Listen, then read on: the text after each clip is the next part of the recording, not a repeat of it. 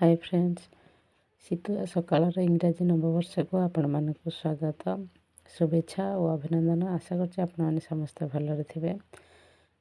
ଏହି ନବବର୍ଷ ସମସ୍ତେ ଏନ୍ଜୟ କରୁଥିବେ। ଆଉ ଆମେ ଚାଲିଲୁ ମନ୍ଦିର।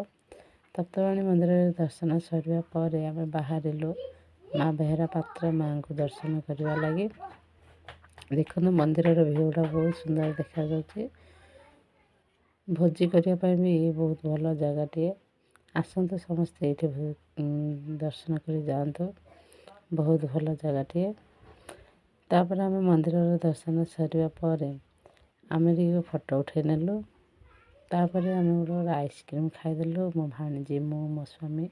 ମୋ ପୁଅ ଥଣ୍ଡା ପାଇଁ ମନା କରିଦେଲା, ସେ ଖାଇବିନି କହିଲା।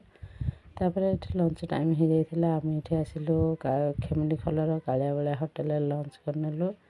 ବହୁତ ଟେଷ୍ଟ ହେଇଥିଲା ଖାଇବା।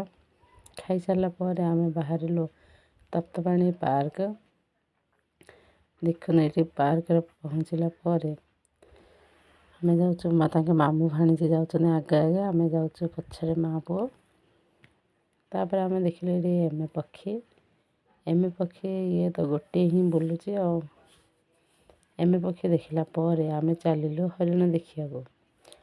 ହରିଣରେ ସେପଟେ ବହୁତ ସାରା ହରିଣ ଅଛି, ଏପଟେ କିନ୍ତୁ ଗୋଟେ ହିଁ ହରିଣ ଅଛି। ଦେଖୁନ ହରିଣ ଗୋଟିଏ ଏପଟେ ଅଛି, ସେପଟେ ବହୁତ ସାରା ହରିଣ ଅଛି। ତାପରେ ଆମେ ଦେଖିଲୁ କୁଟୁରା। ଆମ ପଟେ ତ ୟାକୁ କୁଟୁରା କହନ୍ତି। ଆପଣଙ୍କ ଆଡ଼େ କ'ଣ କହିବେ କହୁଛନ୍ତି କମେଣ୍ଟରେ କହିବେ। ତାପରେ ଆମେ ଦେଖିଲୁ ସମ୍ବର। ଦେଖନ୍ତୁ ସମ୍ବରର ଶିଙ୍ଗ ଗୁଡ଼ାକ କେତେ ସୁନ୍ଦର ଦେଖାଯାଉଛି। ତାପରେ ଆମେ ଦେଖି ସାରିଲା ପରେ ଆମେ ବାହାରିଲୁ ଘରକୁ ଆସିଲା ପରେ କ'ଣ ହେଲା ସେଟା ନେକ୍ସଟ ବ୍ଲଗ୍ରେ କହିବି। ରହିଲି, ନମସ୍କାର ସମସ୍ତଙ୍କୁ। ପୁଣି ଥରେ ହାପି ନ୍ୟୁ ଇୟର୍। ରହିଲି।